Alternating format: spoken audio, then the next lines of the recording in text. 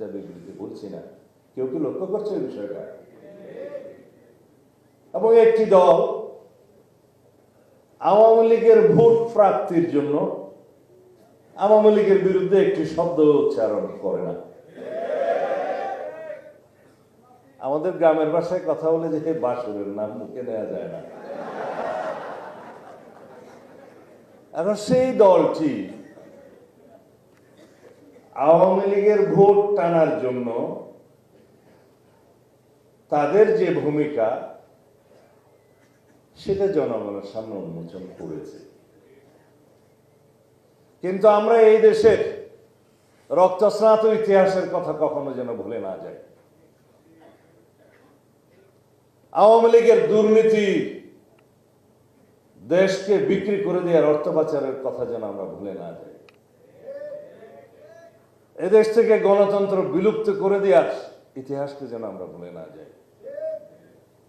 যারা নিজের দেশের নাগরিককে হেলিকপ্টার থেকে গুলি করে হত্যা করেছে, নারী পুরুষ শিশু নির্বিশেষে শত সহস্র হত্যা করেছে, গণহত্যা চালিয়েছে, এই ইতিহাস যেন আমরা ভুলে না যাই।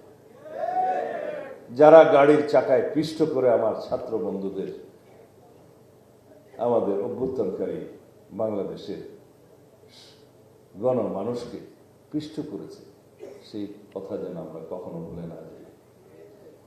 আমরা যদি গণতান্ত্রিক সংগ্রামের কথা ভুলে যাই, আওয়ামী লীগের গুম খুন অত্যাচার নির্যাতন নিপীড়ন মামলা হামলার কথা ভুলে যাই, তাহলে গণতন্ত্র আহত হবে। একটা দেশকে অর্থনৈতিকভাবে শেষ করে দিয়েছে আওয়ামী লীগ, গণতন্ত্রকে কবর রচনা করে দিয়েছে কনস্টিটিউশনালি। ব্যক্তিতান্ত্রিক এবং দলতান্ত্রিক স্বৈরতান্ত্রিকতা ফেসিবাদী সিস্টেম প্রতিষ্ঠা করেছিল আওয়ামী লীগ। এই আওয়ামী লীগ একদলীয় রাষ্ট্র ব্যবস্থা এবং একদলীয় স্বৈরতান্ত্রিকতার সৃষ্টি করেছিল বাংলাদেশে। এই কথাগুলো বলা যাবে না? আমরা এখন বলছি না কেন? যারা আওয়ামী লীগের ভোট প্রার্থনা করছে তারা না বলুক, আমরা জনগণের সামনে এই কথাগুলো বলবো যে এখান থেকে আমাদেরকে বাংলাদেশকে আবার দাঁড় করাতে হবে, টেনে তুলতে হবে। তাহলে পরে বাংলাদেশের পক্ষের যারা শক্তি তারা সবাই এক হোক। আর যাদের ইতিহাস হচ্ছে সব সময় বাংলাদেশের স্বার্থের বিরুদ্ধে,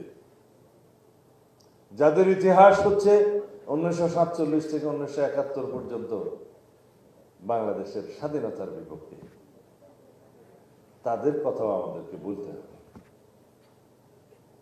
যারা এই নিয়ে বলছে যে তারা মুক্তিযুদ্ধের পক্ষে ছিলেন, তা আমরা মাঝে মধ্যে জিজ্ঞেস করি সেই মুক্তিযুদ্ধটা কি পাকিস্তানের পক্ষে ছিল? সেটা আমাদের ছাত্র বন্ধুরা ভালো মতো বলতে পারবে জনগণের সামনে। কিছুদিন পরে তারা হয়তো বলবে যে তারাই একমাত্র মুক্তিযুদ্ধ করেছিল, আমরা করি না। এরকম অনেক বক্তব্য আপনারা বুটের ময়দানে শুনতে পারবেন। কিন্তু বাংলাদেশের জনগণ অনেক সচেতন।